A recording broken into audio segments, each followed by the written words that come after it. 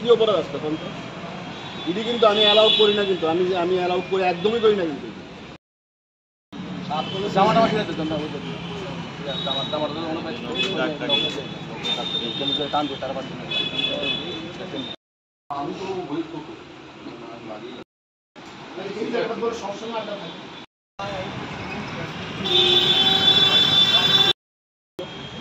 আমরা আজকে আমি এবং প্রেস ক্লাবের সেক্রেটারি, ইলেকট্রনিক সেক্রেটারি সহ সব সাংবাদিকরা, চিত্র সাংবাদিকরা, প্রলয়বাবু আছেন, ফটো জার্নালিস্টের অভিষেক ছিলেন, সবাই আমরা থানাতে এসে আমরা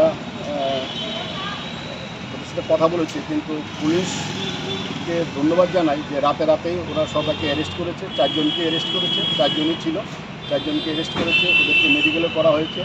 তো আজকে আমরা বলেছি যে ওদেরকে দৃষ্টান্তমূলক সাজা দেওয়া হয়, আজকে এখন ওদেরকে কোর্টে তোলা হবে। তো আমরা এই ধরনের ঘটনায় আমরা তীব্র নিন্দা জানাই যে সাংবাদিকরা তো রাতেই কাজ করবে, রাতে যখন কাজ করবে যে এত যদি আমরা সাংবাদিকদের অহেতুক প্ররোচনা ছাড়া, ও বাড়ি যাচ্ছিল, ও কারোর সাথে কথাও বলে না, এবং ওকে যখন মারছিল ও তখন চুপ করে আছে, ও বলছে আমাকে মারো মারো, আমাকে আমি আর কী করবো, আমার কিছু করার নেই, মানে মারো, আমি আর কিচ্ছু করবো না। হ্যাঁ, দাঁড়িয়ে মার খেয়েছে, একটা প্রোটেস্টও করতে পারেনি। তো এই যদি অবস্থা হয় তাহলে আমাদের পক্ষে তো নিরাপদভাবে কাজ করা একটা সমস্যা হয়ে দাঁড়িয়েছে।